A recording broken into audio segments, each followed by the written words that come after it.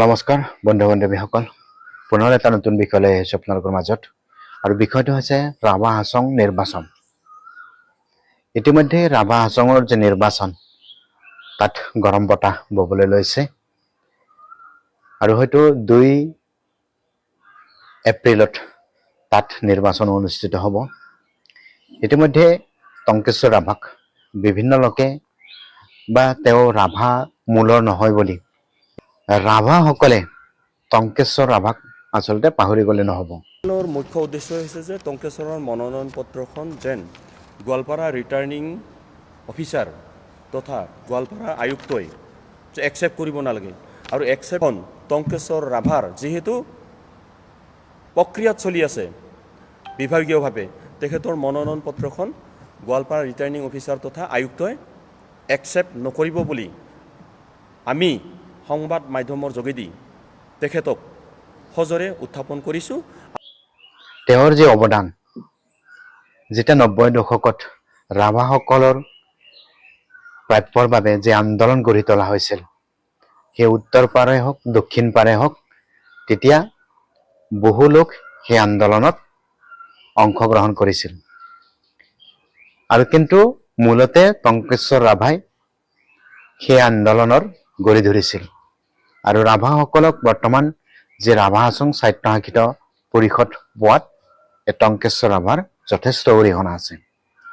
আমি জনাত এই যেগৰাকী প্ৰণয় ৰাভা, তেওঁ যিহেতু সংবাদ মেল আয়োজন কৰি টংকেশ্বৰ ৰাভা ৰাভা মূলৰ নহয় বা ৰাভা জনগোষ্ঠীৰ নহয় বুলি ইতিমধ্যে দাঙি ধৰিছে। চাবলৈ গ'লে এই যে শৰণীয়া জনগোষ্ঠীৰ লোকসকল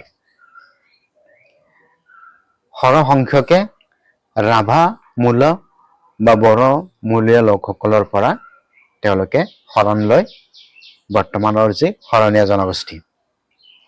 আৰু টংকেশ্বৰ ৰাভা যিহেতু অৱদান এই ৰাভা জনগোষ্ঠীৰ তাত আছে, এই কাৰণে আছে কাৰণ কিয় তেওঁ বহু লোক সেই সময়তে যেতিয়া 90 দশকত ৰাভাসকলৰ যি আন্দোলন ষষ্ঠ অনুসূচিৰ দাবীৰ বাবে যি আন্দোলন ৰাভাসকলে গঢ়ি তুলিছিল, সেই সময়তে টংকেশ্বৰ ৰাভাৰ শিক্ষাগত অৰ্হতা আৰু তেওঁ যে ৰাভা নহয় শৰণীয়া এই কথা সকলোৱে জানিছিল।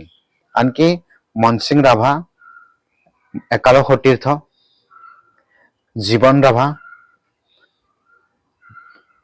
কৰ্ণেশ্বৰ ৰাভা তেওঁলোকেও জানিছিল যে টংকেশ্বৰ ৰাভা বা টংকেশ্বৰ আচলতে ৰাভা মূলীয় নহয় শৰণীয়া। আমি সকলোৱে গম পাইছিলো টংকেশ্বৰ আচলতে ৰাভা নহয় শৰণীয়া মূলৰ লোক।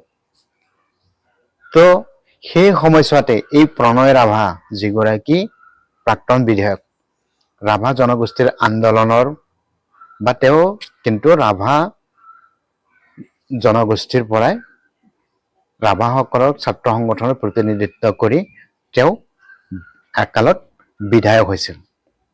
তাৰপিছত যেতিয়া তেওঁ বিধায়ক হলে ৰাভা জনগোষ্ঠীৰ সমস্যাসমূহক পিঠি দিলে আৰু সেই সময়ছোৱাতে গৰুৰ দায়িত্ব ললে টংকেশ্বৰ ৰাভা আৰু তুলসী মানস ৰাভা আদি কৰি। তেনেকে তেওঁলোকে গম পাইছিল যে টংকেশ্বৰ ৰাভা আচলতে শৰণীয়া নহয়। তেতিয়া এই যে প্ৰণয় ৰাভা, তেওঁ তেতিয়া কিয় বিৰোধ কৰা নাছিলে যে এইগৰাকী ৰাভা মানুহ নহয়, এই শৰণীয়া হয়, এইগৰাকী কিয় দায়িত্ব দিছে বোলে? তেতিয়া তেওঁ ক'ত আছিলে? এতিয়া যেহেতু টংকেশ্বৰ ৰাভাই ৰাভা হাছং স্বায়ত্ত পৰিষদ আনিবলৈ সক্ষম হৈছে, তেতিয়া এই জীৱন ৰাভাহঁত, কৰ্ণেশ্বৰ ৰাভাহঁত বা তাৰ বিভিন্ন লোকসকলে কিন্তু গম পাইছিলে টংকেশ্বৰ আচলতে ৰাভা নহয় শৰণীয়া বুলি। তেওঁলোকতো সতীৰ্থ, সকলোৱে গম পাইছিল। তেতিয়া এইগৰাকী প্ৰণয় ৰাভা তেতিয়াহ'লে ক'ত পচি আছিল? তেতিয়া তেওঁলোকে কিয় বিৰোধিতা কৰা নাছিল যে টংকেশ্বৰক ৰাভা জনগোষ্ঠীৰ ছাত্ৰ সংগঠনৰ গুৰুৰ দায়িত্ব দিয়া নহব বুলি? তেওঁলোকে কিয় বিৰোধিতা কৰা নাছিল? আনকি এই কথাও জানো যে টংকেশ্বৰ ৰাভা নহলে সেই সময়ত হয়তো এই যে ৰাভা হাছং স্বায়ত্তশাসিত পৰিষদটো নহলে হয়, কিন্তু এই আন্দোলনো কিন্তু সেই অঞ্চলত নহলে হয়, গঢ়ি নুঠিলে হয়। আৰু ৰাভাসকলক এই যে মটিভেশ্যন কৰাত জনগোষ্ঠীটোক উত্তৰণৰ ক্ষেত্ৰত টংকেশ্বৰ ৰাভাৰ তেওঁৰ অৰিহণা আছে। কাৰণ কিয়নো তেওঁ নহ'লে বহু ক্ষেত্ৰত আন্দোলন কৰিবলৈ সেই সময়ৰ সংগঠনৰ লোকসকলে পিছুৱাই আহিছিল। কাৰণ টংকেশ্বৰ ৰাভা সন্মুখৰ পৰা নেতৃত্ব দি ৰাভা জনগোষ্ঠীৰ হকে আন্দোলন কৰিছিল আৰু হয়তো তেওঁ কেইবাবাৰো লকআপতো সোমাবলগীয়া হৈছিল। ধনৰ টোপোলাটো ডাঙৰ দেখিছে, সেয়েহে প্ৰণয় ৰাভা এতিয়া টংকেশ্বৰ ৰাভাক ৰাভা জনগোষ্ঠীৰ নহয় বুলি উঠি পৰি লাগিছে। এইটো কেনেকুৱা কথা? যুদ্ধৰ সময়ত এগৰাকী মানুহক আপুনি ব্যৱহাৰ কৰিব, যেতিয়া যুদ্ধ শেষ মানে তেওঁক ভাগাই দিয়ক, তেনেকুৱাহে হৈছে। যুদ্ধত এগৰাকী সেনাপতিক সন্মুখৰ পৰা নেতৃত্ব লাগে, কিন্তু যুদ্ধ শেষ মানে সেনাপতিৰো কাম শেষ, তেনেকুৱাহে হৈছে। এইগৰাকী প্ৰণয় ৰাভাৰ পৰা কিন্তু ৰাভা জনগোষ্ঠী সাৱধান হোৱাৰ প্ৰয়োজন। কাৰণ আমি জানো যে তেওঁ সেই সময়ছোৱাত ৰাভা জনগোষ্ঠীক পিঠি দি তেওঁ বিধায়ক হৈছিল। বিভিন্ন উৎসৱ পাৰ্বণত তেওঁ কিন্তু উপস্থিত নাছিল। ৰাভা জনগোষ্ঠীৰ বিভিন্ন ধৰণৰ উৎসৱ অনুষ্ঠানসমূহত সেই প্ৰণয় ৰাভাগৰাকী কিন্তু অংশগ্ৰহণ কৰাৰ পৰা বহু সময় বিৰত থকা বুলি আমি জানিব পাৰিছো। গতিকে এতিয়া তেওঁলোকে এই টংকেশ্বৰ ৰাভাক শাসনৰ পৰা আঁতৰাৰ বাবে উঠি পৰি লাগিছে। গতিকে এইটো কথাই ক'ব বিচাৰিছো, এই যিহেতু লেংমাৰা স্বভাৱটো ৰাভা জনগোষ্ঠীৰ লোকসকলে বাদ দিবৰ হ'ল। কাৰণ কিয়নো বিভিন্ন ঠাইত ভাষা ইতিমধ্যে নাই প্ৰায়, আৰু যদিহে ভাষা সংস্কৃতি আৰু যি সাজপাৰ যদি হেৰাই, সেইটো জনগোষ্ঠীৰ কি থাকিব পাৰে? গতিকে এই লেংমৰা স্বভাৱটো ৰাভা জনগোষ্ঠীৰ লোকসকলে বাদ দিব লাগে। কাৰণ কিয়নো বহু লোক সেই সময়ত গম পায় যে টংকেশ্বৰ ৰাভা জনগোষ্ঠীৰ নাছিল বুলি সকলোৱে গম পায়। আৰু টংকেশ্বৰ ৰাভা হৈছে এনে এগৰাকী ব্যক্তি, সেই সময়ছোৱাত ৯০ৰ দশকত তেওঁ যেতিয়া ভাষণ প্ৰদান কৰে, নিস্তব্ধভাৱে সকলো লোকে তেওঁৰ ভাষণ শুনিছিল।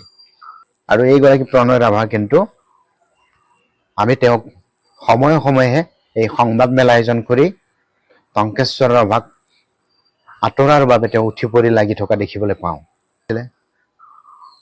আৰু তেওঁলোকে এটাই খেলিব বিচাৰে, উত্তৰ পাৰ দক্ষিণ পাৰ। এই শব্দ আচলতে বাদ দিবৰ হ'ল ৰাভা জনগোষ্ঠীৰ লোকসকলে। নহ'লে জাতিৰ অস্তিত্ব হেৰাই যাব। গতিকে সময় যিহেতু সমাগত, সকলোৱে একগোট হৈ মিলি কাম কৰক, এয়া আহ্বান। আৰু এটা কথা ক'ব বিচাৰিছো, যিহেতু গোৱালপাৰাৰ ৰাভা লোকৰ বুলি আমি শুনিবলৈ পাওঁ, কিন্তু গোৱালপাৰাখন কিন্তু লাহে লাহে ৰাভাসকলৰ পৰা হেৰাই গ'ল। এতিয়া দুধনৈখনতো শিপাবোৰ বেলেগ গছৰ শিপা দুধনৈৰ মাটিত শিপাবলৈ লৈছে। গতিকে এইটো কথা লক্ষ্য ৰাখক, লেংমৰা স্বভাৱটো ৰাভা জনগোষ্ঠীৰ লোকসকলে বাদ দিবৰ হ'ল। নহ'লে এইটো জাতি কেতিয়াও জাতি হৈ নাথাকিব আৰু কৃষ্টি সংস্কৃতি সকলোবোৰ হেৰাই যাব। তো ধন্যবাদ বন্ধু বান্ধৱীসকল। আজিৰ বিষয়টো যদি কিবা ইনফৰ্মেটিভ যেন লাগিছে, তেতিয়াহ'লে লাইক, কমেণ্ট আৰু এটা ছাবস্ক্ৰাইব কৰি দিবলৈ নাপাহৰিব। ধন্যবাদ।